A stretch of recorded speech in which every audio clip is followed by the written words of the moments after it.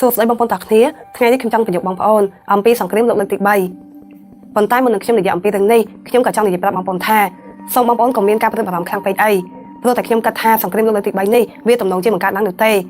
េគ្រាន់តែក្នុងពេលវេលាឥឡូវនេះគឺវាមានហានិភ័យខ្ពស់ជាងពេលណាទាំងអស់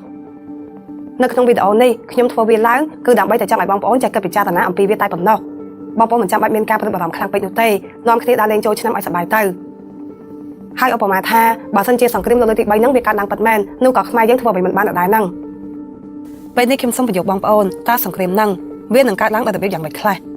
បងប្អូននៅក្នុងប្រវត្តិសាស្ត្រនៅពេលណាដែលមានភាពតានតឹងខាងពាណិជ្ជកម្មដូចជាប្រទេសណាមួយដំឡើងពន្ធនាំចេញនាំចូលឬខាងគ្នាទៅវិញទៅមកដោយមិនឲ្យរកស៊ីជាមួយគ្នាបានទៀតគឺវាតែងតែនាំឲ្យមានសង្គ្រាមនៅពេលក្រោយដូចជា2ទៅ3ឆ្នាំក្រោយរឿងបែបនេះវាបានកើតឡើងច្រើនដងទៅមកហើយនៅក្នុងប្រវត្តិសាស្ត្រខ្ញុំសូមលើកជាឧទាហរណ៍នៅក្នុងកន្លងឆ្នាំ1900ទៅ1913ចក្រភពអង់គ្លេសមានសង្គ្រាមពាណិជ្ជកម្មជាមួយនឹងប្រទេសអាល្លឺម៉ង់ដែលមានការដាក់ពន្ធទៅលើទំនិញគ្នាទៅវិញទៅមកធ្វើបែបនេះមកបានយូរប្រហែលផងចូលដល់ឆ្នាំ1914វាក៏មានផ្ទុះសង្គ្រាមលោកលើកទី1តែម្ដងឧទាហរណ៍មួយទៀតនៅក្នុងឆ្នាំ1890ជាងប្រទេសបារាំងមានសង្គ្រាមពាណិជ្ជកម្មជាមួយនឹងប្រទេសអ៊ីតាលីហើយអ៊ីតាលីក៏បានចាញ់បន្ទាប់មកអ៊ីតាលីក៏បានខឹងយ៉ាងខ្លាំងហើយក៏សុខចិត្តចុះចូលជាមួយនឹងប្រទេសអាល្លឺម៉ង់និងប្រទេសហុងហ្គារីដើម្បីធ្វើជាសម្ព័ន្ធមិត្តជាមួយគ្នាតែម្ដងទៅសង្គ្រាមពាណិជ្ជកម្មដល់ទីបញ្ចប់វាតែងតែកើតទៅជាសង្គ្រាមក្តៅនៅពេលដែលមានឱកាសកាលពីអតីតកាលមនុស្សជាតិតែងតែជ្រើសរើសយកផ្លូវប្រាក់អំពើហិង្សាជាជាងផ្លូវសន្តិភាពដើម្បីដោះស្រាយចំនួនសង្គ្រាមលើកទី1និងលើកទី2គឺមនុស្សលើ100លាននាក់បានស្លាប់យ៉ាងអត់ប្រយោជន៍តើដើម្បីអ្វីដើម្បីតែភាពចំណេញទៅឥឡូវនេះប្រវត្តិសាស្ត្រឆ្នាំដែលកំពុងតែបានកើតឡើងម្ដងទៀតហើយថ្មីនេះសហរដ្ឋអាមេរិកបានដំឡើងពន្ធនាំចូលចំនួន 145% ដាក់ទៅលើប្រទេសចិនចំណែកឯប្រទេសចិនវិញក៏បានតបមកវិញដោយដាក់បកវិញ 125% បងប្អូននៅពេលដែលដាក់ពន្ធខ្ពស់ខ្លាំងដល់ទំហំប៉ុណ្នេះគឺមានន័យថាគ្មានរកស៊ីធ្វើពាណិជ្ជកម្មអ្វីជាមួយគ្នាបានទៀតនោះទេគឺបានកាត់ផ្ដាច់ចោលបាត់ទៅហើ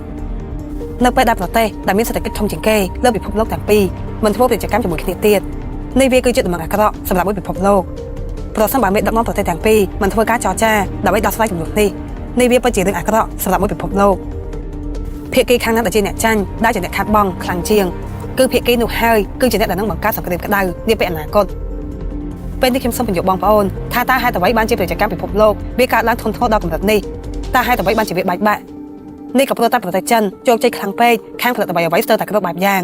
វាធ្លាក់ទៅលើក្នុងដៃតែប្រទេសមួយចំណែកឯប្រទេសផ្សេងៗទៀតអត់សូម្បីតែប្រទេសថៃម៉ាឡេស៊ីឥណ្ឌូនេស៊ីនិងវៀតណាមក៏បាននាំគ្នាដំឡើងពន្ធនាំចូលលើផលិតផលខ្លះពីប្រទេសចិនដែរដោយសារតែផលិតផលចិនតម្លៃថោកជាងខ្លាំងពេកដែលធ្វើឲ្យពួកគេមិនអាចប្រកួតប្រជែងជាមួយបានទើបពួកគេនាំគ្នាដំឡើងពន្ធនាំចូលទៅលើចិនតែម្ដងទៅគុណវិបត្តិនៃតក្កវិជ្ជារបស់ចិនគឺថាពួកគេបានគិតថាការទទួលបានជោគជ័យទៅលើការចេះផលិតអ្វីគ្រប់យ៉ាងគឺនឹងធ្វើឲ្យពួកគេទទួលបានជោគជ័យនៅក្នុងពិភពលោកតែចិនមិនគិតដល់ផលិតកម្មក្នុងស្រុករបស់ប្រទេសដទៃដែរទេឬបងប្អូនការដែលចិនគិតបែបនេះគឺខុសពីព្រោះតែមួយពិភពលោកគេនឹងមិនឈប់អោបដៃឲ្យចិនស៊ីពួកគេទាំងរួមអញ្ចឹងទេប្រទេសដទៃគេប្រើកម្លាំងពលកម្មរបស់ប្រជាពលរដ្ឋខ្លួនឯងត្រឹមតែ 3% ទៅ 5% នៃប្រជាជនទាំងអស់របស់គេតែប៉ុណ្ណោះតែបើចិនវិញគឺប្រើចង់ 30% អាណោះពួកគេធ្វើការតែរោងចក្រអង្គុយផលិតផលិតផលរាប់ពាន់មុខសឹងតែ100វិស័យចេញមកគឺបង្ខំប្រជាជនឲ្យគ្មានជំរើសឲ្យធ្វើការតែខាងរោងចក្រតែម្ដងបើប្រាក់ខែវិញបានត្រឹមតែ1រស់ដើម្បីតែឲ្យផលិតផលរបស់ខ្លួនឯងបានតម្លៃថោកជាងគេទាំងអស់ទូទាំងពិភពលោកសូម្បីតែក្រុមហ៊ុនរោងចក្រជាច្រើនរបស់ចិនបានលងទឹកស្លាប់បាត់ហើយក៏រដ្ឋាភិបាលចិនសុខចិត្តបញ្ចេញថវិកាជាតិទៅជួយតែម្ដងតាំងដែលលក់ចេញទៅគឺខាតក៏សុខចិត្តធ្វើដែរដើម្បីតែឲ្យផលិតផលរបស់ប្រទេសខ្លួនឯងមានតម្លៃក្រោមទីផ្សារដើម្បីឲ្យលក់ចេញទៅបានឈ្នះមួយពិភពលោកក្រោយមកក៏បោះផលិតផលទាំងអស់ហ្នឹងទៅលើប្រទេសដទៃដើម្បីឲ្យក្រុមហ៊ុនប្រទេសគេខ្សែធនបងប្អូនរដ្ឋាភិបាលចិនធ្វើតែបែបហ្នឹង30ឆ្នាំមកហើយតើឲ្យមួយពិភពលោកប្រកបប្រជែងឈ្នះចិនបានដែរយ៉ាងណាសូម្បីតែធនាគារនៅក្នុងប្រទេសចិនក៏រដ្ឋាភិបាលចិនគឺជាអ្នកគ្រប់គ្រងដែរដែលអនុញ្ញាតឲ្យអាជីវកម្មខ្ចីលុយដោយគ្មានបង់ការប្រាក់ផង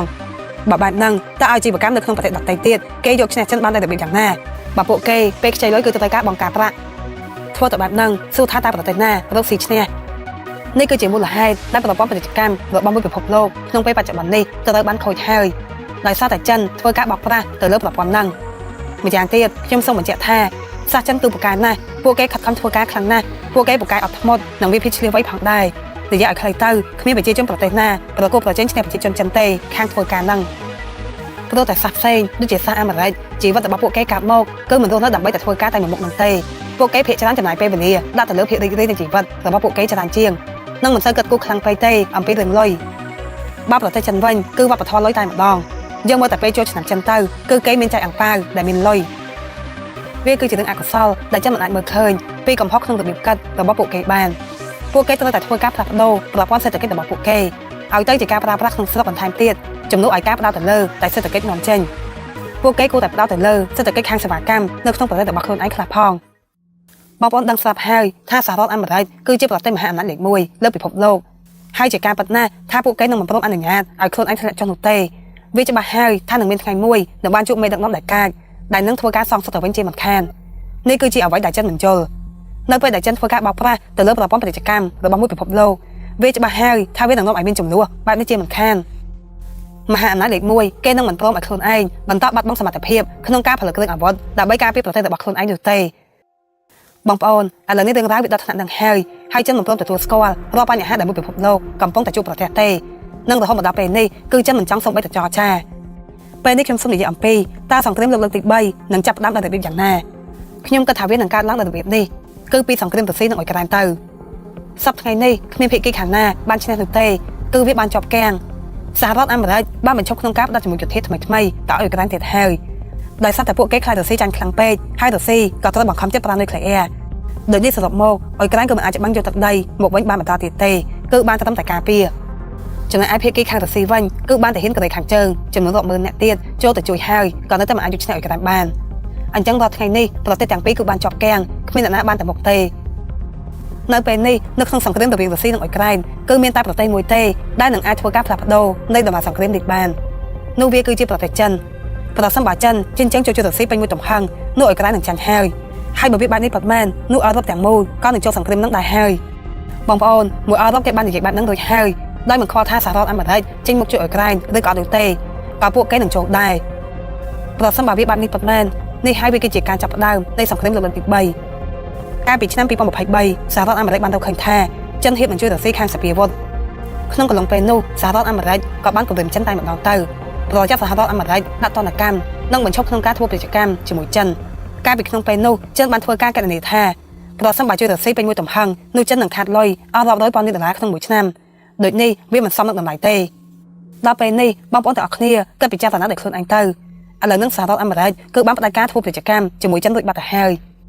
ដូចនេះតើនៅមានអ្វីដែលអាចខកចិនមិនឲ្យជួយរុស្ស៊ីពេញមួយទំហឹងទៀតនោះជួយរុស្ស៊ីទៅជួយពេញមួយទំហឹងទៅដើម្បីឲ្យពួកអឺរ៉ុបនិងសហរដ្ឋអាមេរិកអស់គ្រាប់សង្ស័យនៅក្នុងស្តុកអស់ធនធានអស់គ្រឿងអាវុធและអង្លាក់ដើម្បីឲ្យចិនទៅវាយឆ្មាក់យកតៃវ៉ាន់ដែលងាយស្រួលវាមិនល្អទេឬតែចិននឹងជ្រើសរើសយកប្រើផ្លូវហិង្សាឬក៏ផ្លូវសន្តិភាពបងប្អូនមួយពិភពលោកគ្មាននរណាម្នាក់ដឹងថាចិននឹងទៅផ្លូវណាទេសម្រាប់ខ្ញុំបានមើលឃើញនៅអ្វីដែលកំពុងតែបានកើតឡើងហើយខ្ញុំមិនពេញចិត្តនោះទេមិនត្រឹមតែចិត្តនោះទេសូម្បីតែសហរដ្ឋអាមេរិកក៏ដោយក៏ខ្ញុំមិនពេញចិត្តដែរខ្ញុំមិនយល់ស្របជាមួយនឹងវិធីដែលប្រធានាធិបតីសហរដ្ឋអាមេរិកកំពុងតែធ្វើនេះទេមូលហេតុដែលសហរដ្ឋអាមេរិកខ្លាំងជាងគេគឺដោយសារតែមានសម្ព័ន្ធមិត្តយើងគួរតែបង្កើតសម្ព័ន្ធមិត្តកុំបាច់បាត់សម្ព័ន្ធមិត្តបាត់នេះអីការពិតគឺថាសហរដ្ឋអាមេរិកសប្តាហ៍ថ្ងៃនេះគឺប្រជាជនមានការងារធ្វើស្ទើរតែគ្រប់គ្នារួចហើយអត្រានៃចំនួនប្រជាជនដែលមានការងារធ្វើគឺវាខ្ពស់ខ្លាំងជាងគេបំផុតនៅក្នុង50ឆ្នាំនេះដូចនេះចង់យកការងាររាប់លានការងារទៀតឲ្យចូលមកក្នុងប្រទេសមហាអំណាចមួយនេះទៀតក៏គ្មានមនុស្សធ្វើការដែរបងប្អូនមនុស្សមានការងារធ្វើរៀងៗខ្លួនអស់ហើយហ្នឹងតើឲ្យគេទៅធ្វើការងារស្អីទៀតហើយប្រសិនបើថាសហរដ្ឋអាមេរិកមានការផ្ដោតបារម្ភទៅលើវិស័យការពារជាតិអញ្ចឹងសហរដ្ឋអាមេរិកគួរតែផ្ដោតទៅលើការដាក់ពន្ធនាំចូលទៅលើតែខាងវិស័យណាដែលវាតាក់ទងជាមួយនឹងការផលិតគ្រឿងអាវុធទៅបានហើយមិនគួរដាក់លើគ្រប់វិស័យទាំងអស់បែបនេះទេបងប្អូនអនាគតនៃរោងចក្រផលិតវាគឺជាមនុស្សយន្តគេនឹងលែងត្រូវការប្រើកម្លាំងរបស់មនុស្សច្រើនដូចពីមុនទៀតហើយគេត្រូវការយ៉ាងច្រើនត្រឹមតែប្រហែលឆ្នាំ8ទៀតតែប៉ុណ្ណោះមនុស្សយន្តគឺនឹងធ្វើការជំនួសមនុស្សបានហើយតែអ្វីដែលធ្វើឲ្យប្រទេសមួយរឹងមាំបានវាមិនមែនត្រឹមតែខ្លាំងខាងសេដ្ឋកិច្ចនិងយុទ្ធសាស្ត្រតែប៉ុណ្ណឹងទេតែវាគឺជាសម្ព័ន្ធភាពនិងអំណាចទន់ផងដែរនៅពេលនេះសហរដ្ឋអាមេរិកកំពុងតែបាត់បង់សម្ព័ន្ធភាពនិងអំណាចទន់ម្ដងបន្តិចហើយយើងគ្រាន់តែមើលទៅលើប្រទេសកាណាដានិងប្រទេសប៉ូទុយហ្គាល់ទៅពួកគេចាប់ផ្ដើមផ្អាកក្នុងការទិញយន្តហោះចម្បាំង F-35 ពីសហរដ្ឋអាមេរិកហើយចំណែកប្រទេសផ្សេងៗជាច្រើនទៀតពួកគេក៏បាននិយាយថាពិតជាមានការសោកស្ដាយខ្លាំងណាស់ដែលបានទិញយន្តហោះចម្បាំង F-35 ពីសហរដ្ឋអាមេរិករួចបងប្អូនខ្ញុំសង្ឃឹមថាសង្គ្រាមលោកលើកទី3វាមិនបានកាត់ឡើងទៅចុះចំណែកឯសង្គ្រាមរុស្ស៊ីនិងអ៊ុយក្រែនវិញខ្ញុំសង្ឃឹមថានឹងអាចដោះស្រាយបានក្នុងពេលឆាប់ៗនេះផងទៅចុះចំណែកឯប្រទេសចិនវិញខ្ញុំគ្រាន់តែសង្ឃឹមថាចិននឹងចេះគិតតាមផ្លូវនេះចុះរងចាំដល់3ឆ្នាំទៀតឲ្យមេដឹកនាំសហរដ្ឋអាមេរិកនឹងបានផ្លាស់ប្ដូរថ្មីហើយចិនកុំសម្រេចចិត្តជួយរុស្ស៊ីអីដើម្បីកុំឲ្យមានសង្គ្រាមលោកលើកទី3